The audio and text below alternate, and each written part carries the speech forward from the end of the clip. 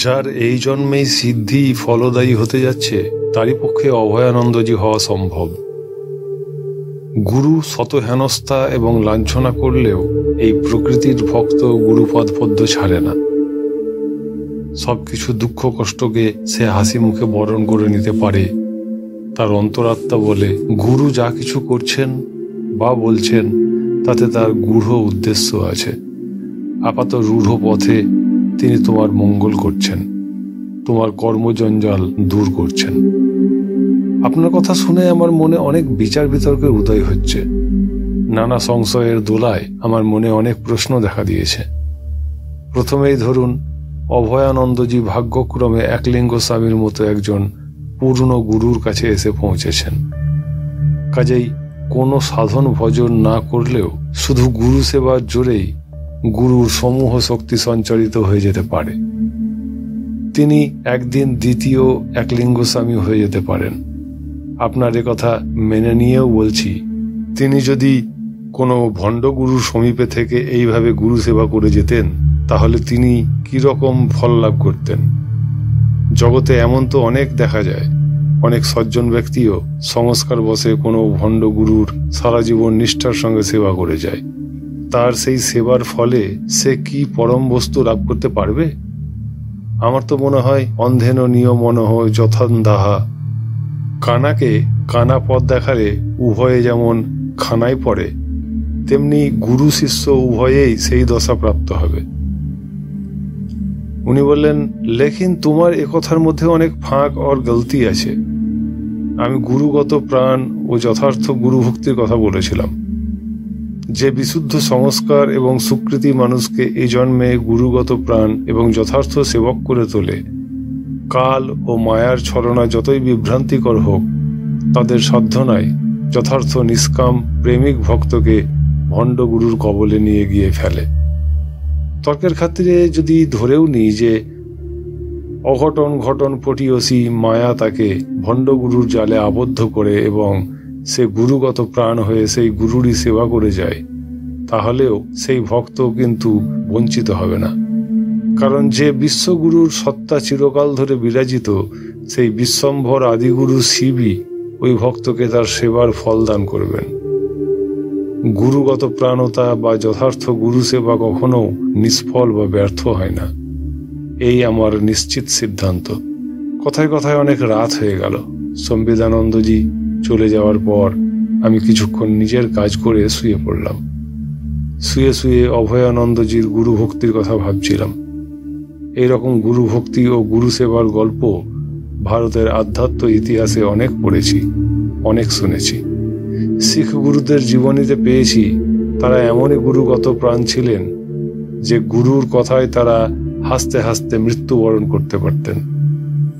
একবার আমি আগ্রাতে গিয়ে স্বামীবাগ নামক রাধাস্বামী সম্প্রদায়ের মূল গদিতে শুনে এসেছিলাম তাদের সম্প্রদায়ের প্রথম সন্ত শিবদয়াল সিংজির একজন শিষ্য ছিলেন, তার নাম রায় বাহাদুর শালগ্রাম সিং।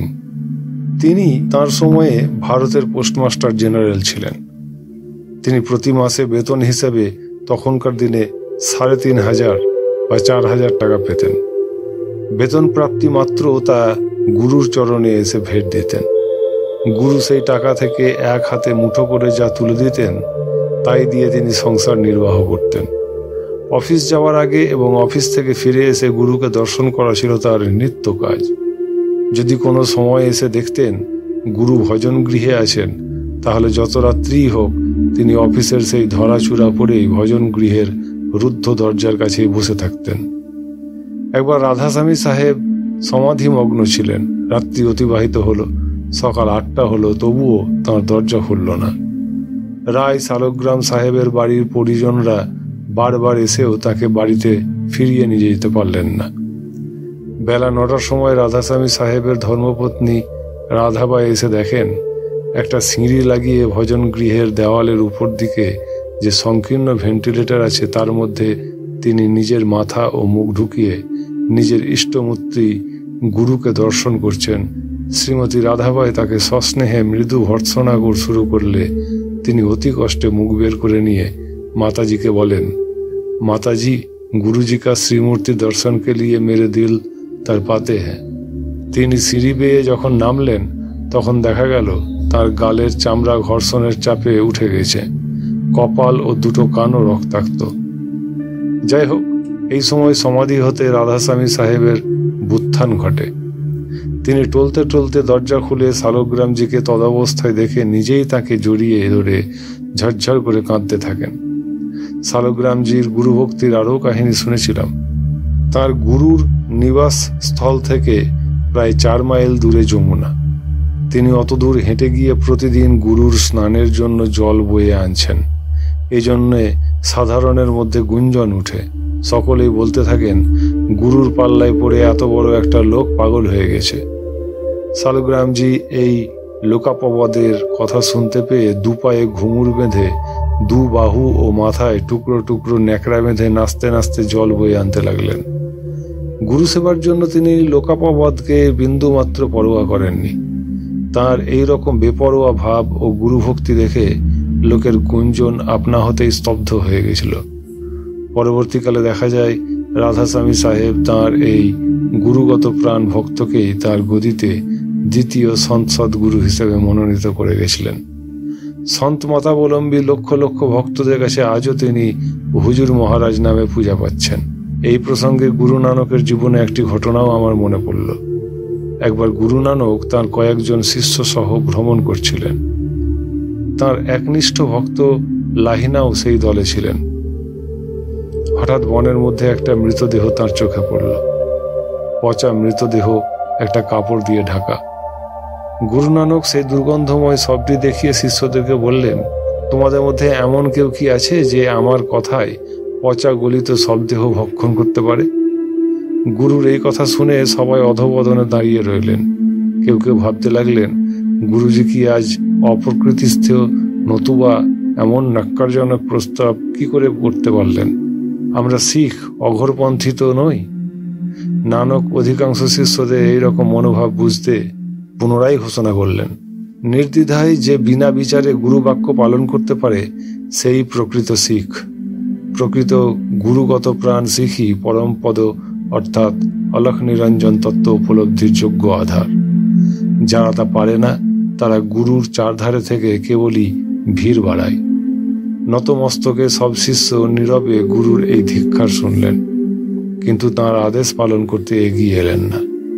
অবশেষে লাহিনাকে দেখা গেল তিনি ধীরে ধীরে মৃতদেহের কাছে করজোরে বললেন, গুরুজি, আপনি দয়া করে বলে দিন এই মৃতদেহের কোন অংশ থেকে আমি সর্বপ্রথম খেতে আরম্ভ করব। লাহিনার কথা শুনে তার গুরু ভ্রাতারা স্তম্ভিত, কিন্তু নানক শান্ত কণ্ঠে উত্তর দিলেন, কোমরের দিক থেকে আরম্ভ করো। গুরুর বাক্য শেষ হতে না হতেই নির্বিকার চিত্তে লাহিনা সব দেহে কামড় দিবার জন্য হাঁ করে ঝুঁকে পড়লেন, কিন্তু সব দেহ হতে কাপড়ের আচ্ছাদন তুলতেই দেখা গেল সেখানে থরে থরে সুমিষ্ট ফল ও মিষ্টান্ন দ্রব্য সাজানো রয়েছে। বিস্ময়ে হতভাগ শিষ্যরা ভাবলেন, ও হলো সর্বশক্তিমান গুরুজির এক অত্যাশ্চর্য বিভূতির খেলা।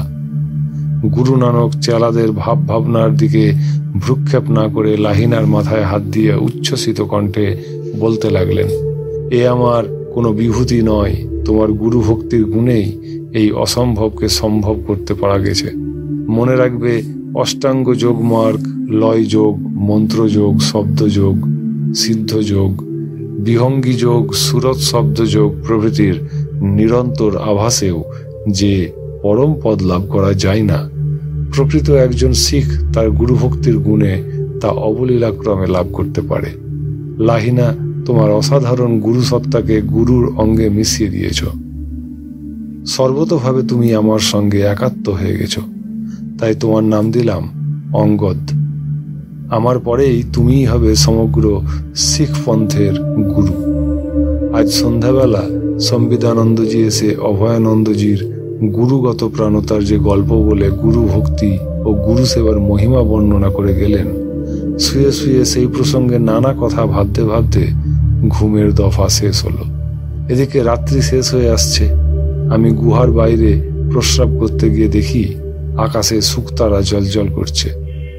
ফিরে এসে জল খেয়ে শুয়ে পড়লাম এবং সঙ্গে সঙ্গে গাঢ় ঘুমে অচেতন। কখন যে স্নানের ঘণ্টি পড়েছে তা শুনতে পাইনি। বেলা 8টার সময় অভয়ানন্দজি এসে হর নর্মদে শব্দ করে আমাকে ঘুম থেকে জাগালেন। আমি তাড়াতাড়ি উঠে তাদের সঙ্গে গিয়ে স্নান ও পূজা করে এলাম। দুপুরবেলা আমরা যখন খেতে বসেছি তখন এক পশলা বৃষ্টি হয়ে গেল। সেই থামলো বেলা 5টায়। গুহা থেকে আর বেরোতে পারলাম না। সন্ধ্যার সময় সম্বিদানন্দজি আমার কাছে এলেন। কিছুক্ষণ এ কথা সে কথার পর বললেন, लेकिन रात में आपको नींद नहीं हुआ। खुद अभयानंद जी आपको जगाने को लिए आए थे, हम दूसरे काम में फंस गए थे। বললাম, আপনি যেভাবে গুরুবাদের ঢাক পিটিয়ে গেলেন, গুরুগত প্রাণতা ও গুরু সেবার মাহাত্ম্য যেমন ভাবে একতরফা বলে গেলেন, তাতেই গত রাত্রে চোখে আমার ঘুম এলো না। তার জন্য আপনিই দায়ী। উনি বললেন, তা হোক, শুয়ে শুয়ে তুমি সৎপ্রসঙ্গই মনন করেছ। লেকিন তোমার এত গুরু ভক্তের কথা মনে এলো, অথচ আচার্য শঙ্করের প্রধান শিষ্য পদ্মপাদাচার্যের কথা তোমার মনে এলো না? পঞ্চপাদিকা, বিজ্ঞান দীপিকা, প্রপঞ্চসার এবং পঞ্চাক্ষরী ভাষ্য প্রভৃতি গ্রন্থ লিখে পদ্মপাদ গুরুর মতবাদের পুষ্টি সাধন করেছিলেন।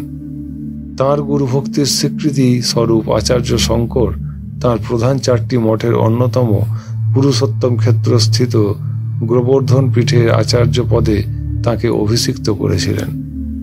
তিনি কিরকম গুরুগত প্রাণ ছিলেন তাঁর গল্প বলি শোনো। পদ্মপাদাচার্যের অন্য নাম সনন্দন। আচার্যের সব শিষ্যরা অসাধারণ গুরুভক্ত ছিলেন এবং সকলেই প্রাণপণে তাঁর সেবা করতেন। তবুও আচার্য কেবল সনন্দনের গুরুগত প্রাণতার পুনঃ প্রশংসা করতেন। এজন্য অন্যান্য শিষ্যদের মনে সনন্দনের প্রতি একটা অসূয়ার ভাব ছিল। আচার্য তা জানতেন, তাই সর্বসমক্ষে সনন্দনের একক বৈশিষ্ট্য প্রকট করার জন্য একদিন সনন্দন যখন অলকানন্দার অপর পারে গিয়েছিলেন, তখন সকলের সামনে আচার্য অন্য পার থেকে ডাক দিলেন, সনন্দন, সনন্দন, শীঘ্র এসো। গুরুদেবের ত্রস্ত আহ্বানে সনন্দন অত্যন্ত বিচলিত হয়ে পড়লেন। তিনি ভাবলেন, দুর্গম হিমালয়ের বিপদসংকুল অরণ্যের মধ্যে হয়তো কোনো বিপদ উপস্থিত হয়েছে। সেতুর উপর দিয়ে ধীরে ধীরে পা ফেলে গেলে দেরি হয়ে যাবে।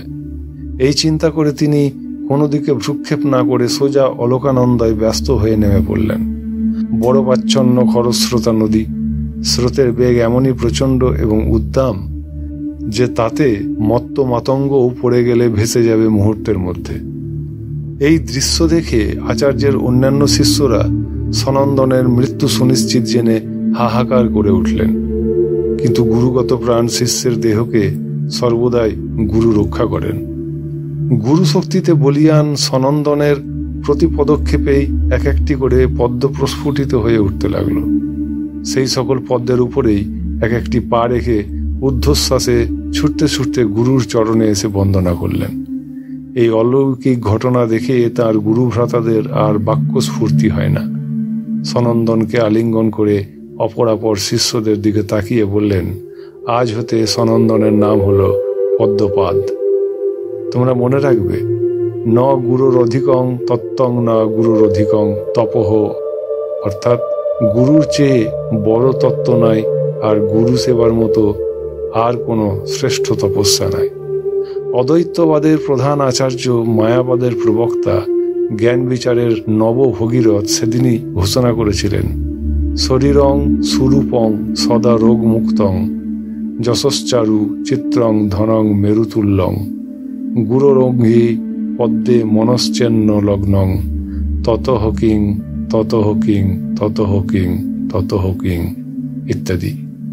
এই শ্লোকের ভাবার্থ হলো, কারো শরীর কন্দর্পকান্তি হোক কিংবা সে নীরব শরীরের অধিকারী হোক, সে যত বড় যশস্বী হোক কিংবা তার মেরু পর্বত তুল্য ধনরত্নের পাহাড়ি থাক, গুরু পাদপদ্মে যদি চিত্তলগ্ন না থাকে তবে তার কি লাভ হলো?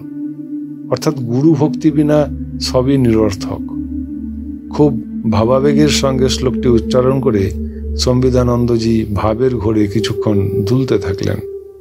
প্রায় মিনিট 10 পরে আবার তিনি বলতে থাকলেন, দেখো, এখন আমি একলিঙ্গ স্বামীর সন্তান, নর্মদা মাতাকে আশ্রয় করে পড়ে আছি। পূর্বাশ্রমের শরীরটা জন্মেছিল মহারাষ্ট্র দেশে। মহারাষ্ট্রের জাতীয় গুরু সমর্থ রামদাস স্বামী, যিনি ছত্রপতি শিবাজির দীক্ষা গুরু, তিনি দাসবোধ নামক মহাগ্রন্থ লিখে গেছেন। দাসবোধ মারাঠিদের কাছে রামায়ণ মহাভারতের সমতুল্য।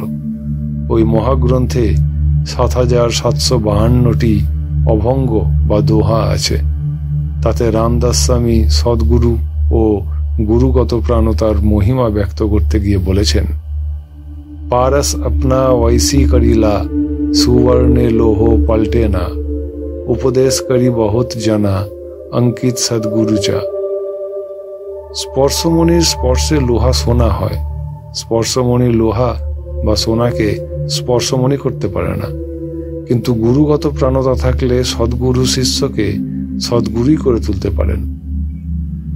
শিষ্যাস গুরুত্ব প্রাপ্ত হয়ে সুবর্ণে সুবর্ণ করিতা, খনৌনি উপমানা সাহে, সদ্গুরুসি পরিসাচি। সদ্গুরুর সেবায় শিষ্য গুরুপদে উন্নীত হন। গুরুর যোগবল, তপবল সবই গুরুগত প্রাণ শিষ্যের মধ্যে বর্তে যায়। স্পর্শমণির দ্বারা কৃত সোনা অন্য বস্তুকে সোনায় পরিণত করতে পারে না, কিন্তু গুরু পারেন তার সেবককে গুরুর গুরুত্ব দিতে। অতএব সদ্গুরুর সঙ্গে স্পর্শমণিকে তুলনা করা চলে না। গুরু এবং তার সেবকের মহিমা অনেক বেশি।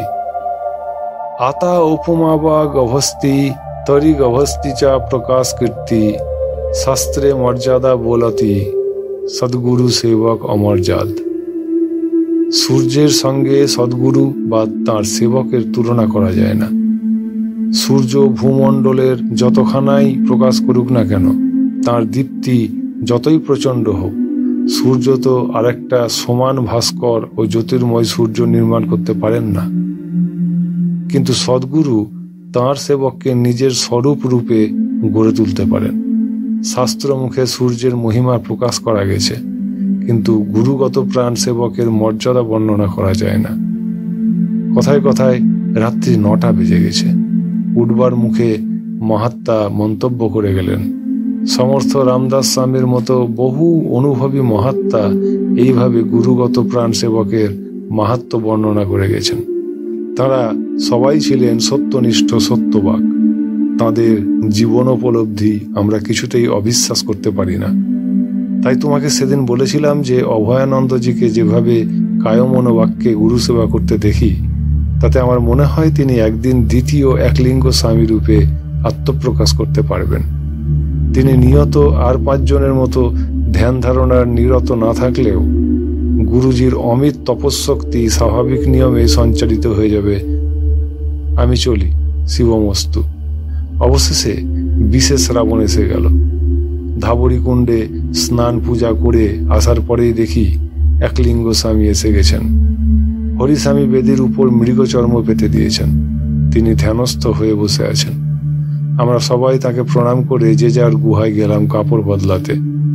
গুহার মুখে ঢুকবার আগে একবার পেছন ফিরে দেখতে গিয়ে দেখলাম সকল সন্ন্যাসী যে যার গুহায় ঢুকে গেছেন, কিন্তু অভয়ানন্দজি যাননি।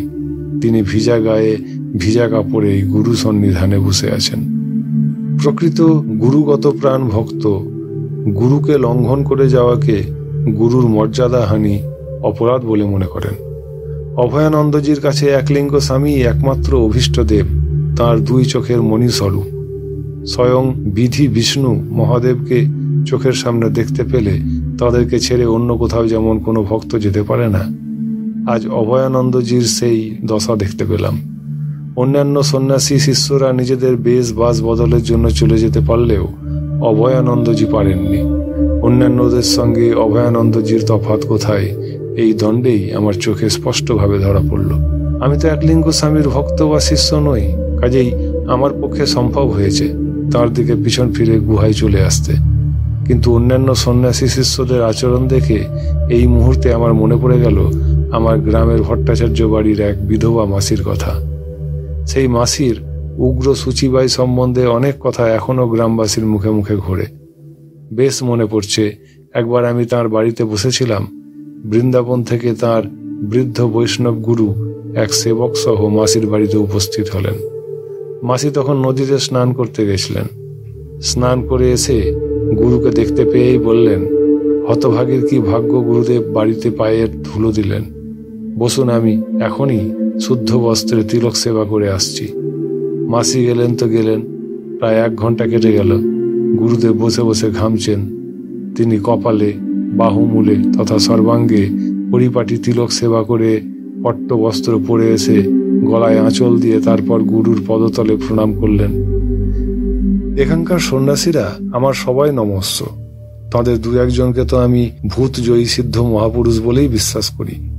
তবুও অভয়ানন্দজির তুলনায় তাদেরকে অনেক ছোট বলেই আমার মনে হলো। ন গুরুর অধিকং তত্ত্বং না গুরুর অধিকং তপঃ, কিংবা গুরুহ ব্রহ্ম, গুরু বিষ্ণু, গুরুদেব মহেশ্বর, এসব কথা তো মুখে বললেই হবে না, আচরণেও তো তা ফুটিয়ে তুলা চাই। যেতে যেতেই দেখলাম সন্ন্যাসীরা গৈরিক বস্ত্রাদি পরে দণ্ড কমণ্ডলু হাতে নিয়ে একে একে গুরুর কাছে এসে বসেছেন। আমিও গিয়ে বসলাম। অভয়ানন্দজির দিকে দৃষ্টি পড়তে দেখলাম তার গায়ের জল তখনও শুকায়নি। তার জটা ও চুল দাড়ি থেকে তখনও ফোঁটা ফোঁটা জল ঝরছে। তিনি নির্নিমেষ দৃষ্টিতে গুরুর মুখের দিকে তাকিয়ে আছেন। আমিও গিয়ে সকলের পেছনে বসলাম। একলিঙ্গ স্বামী গদগদ কণ্ঠে বলতে লাগলেন, ওম হিমেনাকুলিতং বিশ্বং স্মরতাগ্নিং যথা তথা স্মরন্তি সততং বিষ্ণুং পিতৃদেবর্ষি মনোবাহা। শীতে কাতর হলে বিশ্ববাসী যেমন অগ্নির শরণাপন্ন হয়, সেই রূপ পিতৃগণ, দেবর্ষিগণ এবং মানবগণ ভগবান বিষ্ণুকে স্মরণ করেন।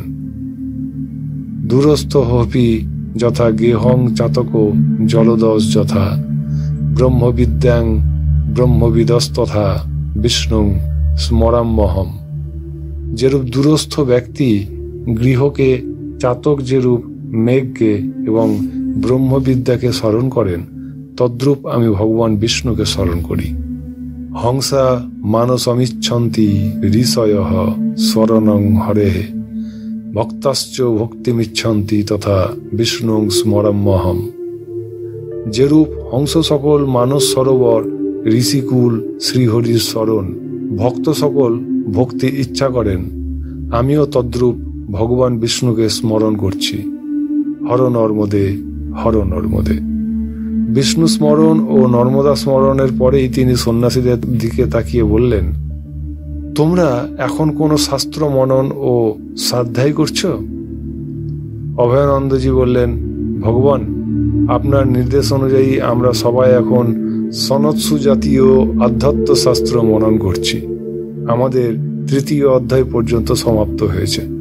কোনো কোনো মন্ত্র মনন করতে গিয়ে স্বামী বিদ্যানন্দ ও স্বামী দিব্যানন্দর মনে উদয় হয়েছে যে ওই অধ্যাত্ম শাস্ত্রে ভগবান সনত কুমার মহারাজ ধৃতরাষ্ট্রকে উপদেশ দিতে গিয়ে কৌশলে বৌদ্ধ মতবাদ ও মাধ্যমিক শূন্যবাদীদের মতো এর উপর কটাক্ষ করেছেন এবং সুকৌশলে ওইসব মতবাদকে খণ্ডন করেছেন। তাই ওদের মনে হয়েছে বুদ্ধের আবির্ভাবের পর হয় ওই শ্লোকগুলি রচিত হয়েছে, নতুবা পরবর্তীকালে ওইগুলি সংযোজিত হয়েছে। একলিঙ্গ স্বামী বললেন, ওই 2 দণ্ডী স্বামীর মনে যে প্রশ্নের উদয় হয়েছে তাকে এক কথায় উড়িয়ে দেওয়া যায় না। তবে কারও বাক্যে বা রচনায় সমজাতীয় চিন্তাধারা থাকলেই একথা ভাবা ঠিক নয় যে একটির পর আর একটির উদ্ভব হয়েছে। যাই হোক, যে কোনো একটি শ্লোক আস্বাদনকালে তা আমি বিচার করে দেখব। এখন শৈলেন্দ্র নারায়ণ, তুমি আমাকে বলো, তুমি কি মহাভারতের সনৎসু জাতীয় পর্বাধ্যায় মনন করার সুযোগ পেয়েছ?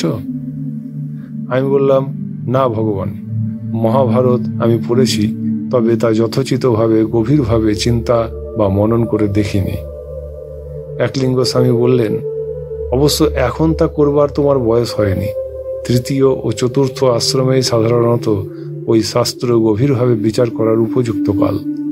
মহাভারতের সনৎসু জাতীয় পর্বাধ্যায়ে শোক দুঃখে কাতর ধৃতরাষ্ট্রের কাছে আচার্য শিরোমণি ভগবান সনত কুমার বেদ বেদান্তের যে সকল নিগূঢ় রহস্য উদ্ঘাটন করেছিলেন সেই সকল উপদেশই সনৎসু জাতীয় আধ্যাত্ম শাস্ত্র বলে প্রসিদ্ধি লাভ করেছে। আচার্যের জ্ঞানামৃত বর্ষিনী কথাগুলি এত সুমধুর যে মহাভারতের এই অংশকে গীতা বললেও অত্যুক্তি হয় না। গীতার সঙ্গে এর সাদৃশ্য এই যে শ্রীকৃষ্ণ যেমন অর্জুনকে উপলক্ষ করে তথা সমগ্র জগৎবাসীকে জ্ঞান, কর্ম ও ভক্তির উপদেশ দিয়েছিলেন, যোগেশ্বর ভগবান সনত কুমারও তেমনি ধৃতরাষ্ট্রকে উপলক্ষ করে অধিকারী বিশেষের নিমিত্ত প্রধানভাবে কেবল জ্ঞান ও যোগকে ভিত্তি করে অমৃত সন্ধানী ব্রহ্মবিদ্যার উপদেশ দিয়েছিলেন।